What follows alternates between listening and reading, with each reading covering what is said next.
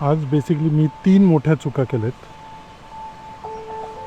एक तर आज रेड अलर्ट होता, सिव्हिअर रेनफॉल दिला होता, तरी मी आलो आहे आज. दुसरी चूक, मी दुपारी निघालो ऑलमोस्ट घरातून, सो ती दुसरी मोठी चूक होती.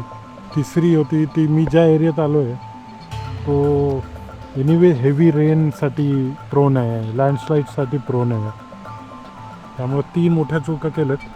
ॲक्च्युली आपला जो एपिसोड आहे, एपिसोड 3, त्याच्यामध्ये मला पाऊस दाखवायचा होता, तर ते शूट करण्यासाठी आणि त्याचा एक फोटो काढण्यासाठी आपल्या बाईकवरती वन राईड वन शॉट जे काही सिरीज चालू आहे त्याच्यासाठी मी इकडे आलेलो आहे.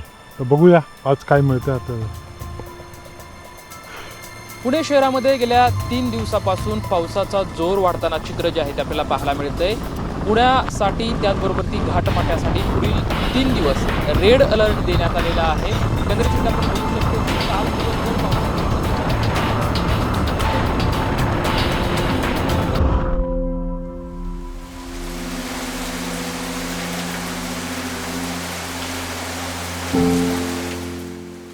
हातात असा गरमागरम चहाचा कप घेऊन घरच्या खिडकीतून बाहेर कोसळणारा पाऊस बघणं आणि गार वाऱ्याची झुळूक अनुभवणं, यापेक्षा दुसरा सुखद अनुभव काय असणार.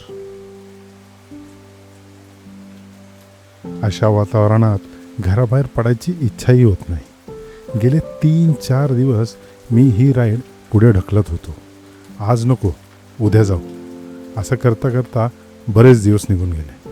पण आज ठरवलं, काहीही झालं तरी पावसाला खिडकीतून नाही, प्रत्यक्षात भेटायचं.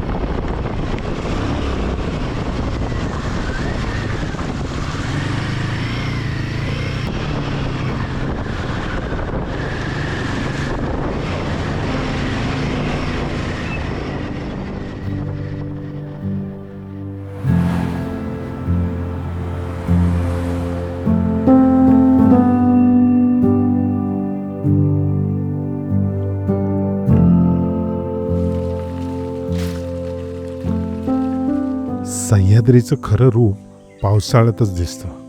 डोंगराच्या प्रत्येक कपारीतून नवे झरे फुटतात. महिने न महिने कोरडे असलेले ओढे अचानक जिवंत होतात. काही तासांच्या पावसात शेकडो धबधबे जन्म घेतात.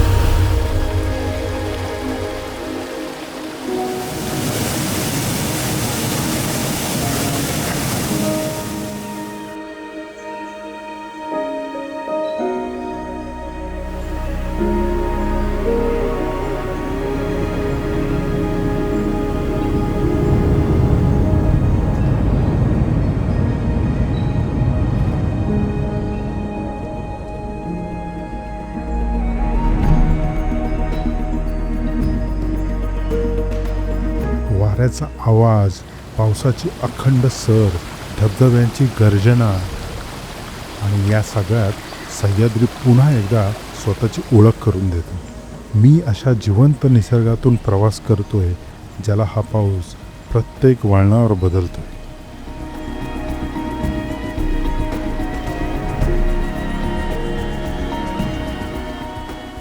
पावसाचे फोटो मी यादी खूप काढले आहेत.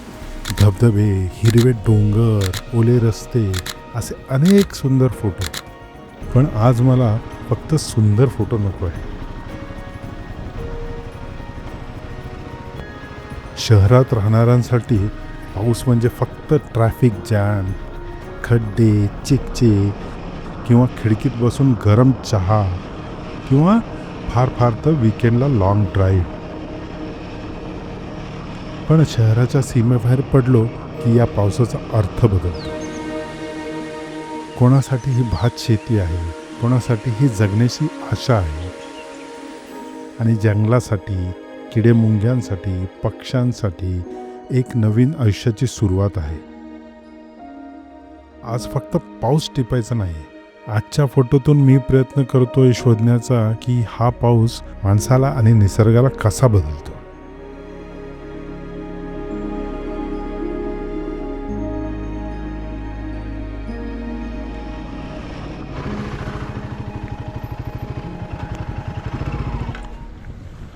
हा फोटो छान आहे. पाऊस पडतोय, शेत चिखलाने भरलंय आणि या चिखलातून पुढे जात आहेत हे 2 बैल आणि त्यांच्या मागे हा शेतकरी. आपल्यासाठी पावसात चिखल म्हणजे त्रास, पण त्याच चिखलात त्यांची शेती उभी राहणार आहे. मशीनच्या युगातही हा नांगर, हे 2 बैल आणि हा माणूस आजही त्या जमिनीशी काहीतरी नातं जोडून आहे. कारण त्यांच्यासाठी पाऊस म्हणजे फक्त निसर्ग नाही, तो त्यांच्या जगण्याचा आधार आहे.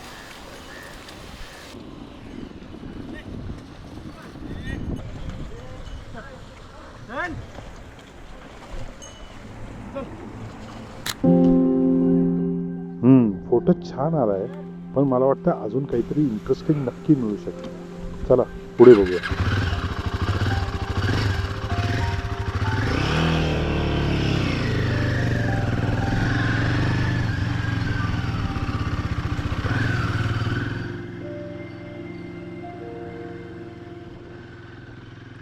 पाऊस प्रचंड वाढलाय. कॅमेरा बाहेर काढणं सुद्धा आता जरा कठीण होत चाललंय.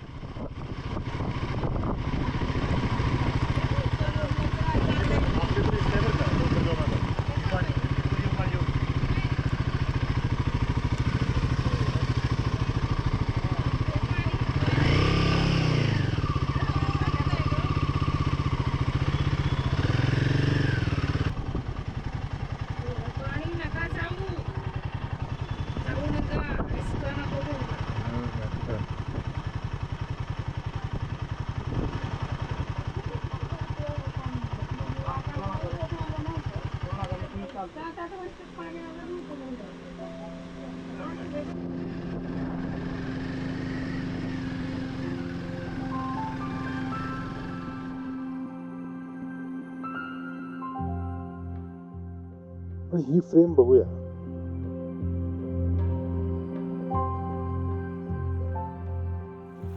पावसाने शेत पाण्याखाली गेलंय, आकाश ढगाने भरून आलंय आणि या सगळ्यामध्ये ती उभी आहे.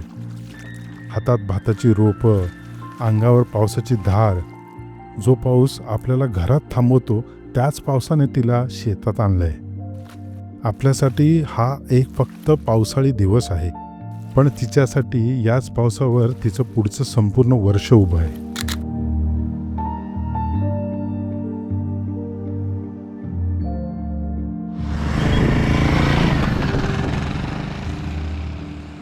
तर अजून थोडं एक्सप्लोअर करूया, बघूया अजून काय मिळतंय.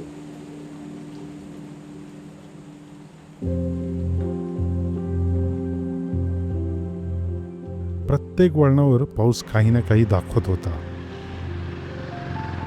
कधी माणसाचं जगणं, कधी निसर्गाचं, आणि मी फक्त पाहत होतो, पुढे जात होतो. पाण्याने भरलेली शेतं, धुक्यात हरवलेले डोंगर आणि या सगळ्यातून आपल्या गुरांसोबत चालणारा हा माणूस. पाऊस कितीही असो, आभाळ कितीही भरलेला असो, दिवस थांबत नाही. त्यांच्यासाठी हा पाऊस काही खास नाही, तो त्यांच्या रोजच्या जगण्याचा एक भाग असतो. माणूस चालत राहतो आणि त्याच्यासोबत त्याचं जगही.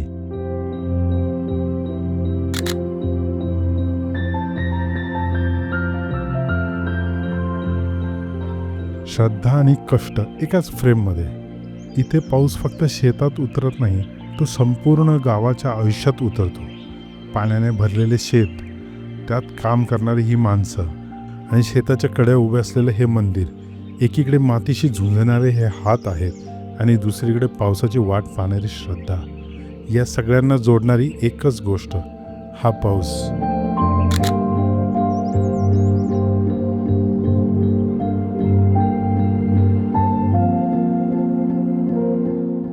डोंगर धुक्यात हरवतात, माळरान हिरवे होते आणि महिने शांत असलेली जमीन पुन्हा श्वास घ्यायला लागते. या सगळ्यात हे एकटं झाड कित्येक पावसाळ्यांपासून असंच उभं आहे. त्याच्या सावलीतून कितीतरी ऋतू गेले असतील, कितीतरी पावसाळे आले आणि गेले असतील.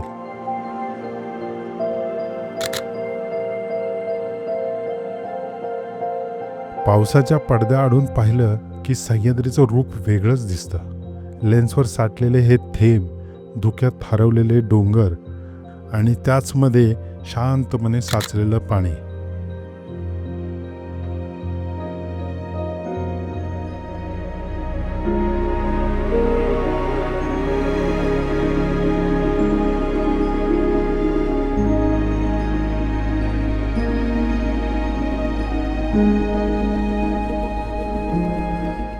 आज सकाळी घरातून निघताना पावसाचा अर्थ शोधायला निघालो होतो मी, पण आज जाणवलं की पावसाचा अर्थ प्रत्येकासाठी वेगळा आहे.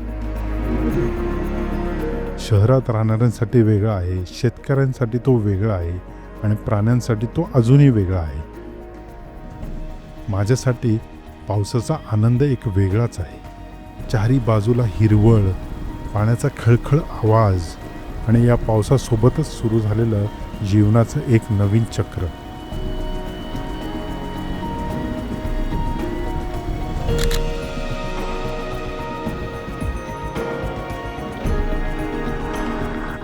त्यामुळे असं जाणवलं की दुसऱ्यांमध्ये पावसाचा अर्थ शोधण्यापेक्षा तो दृष्टिकोन आपल्यातच कुठेतरी असतो.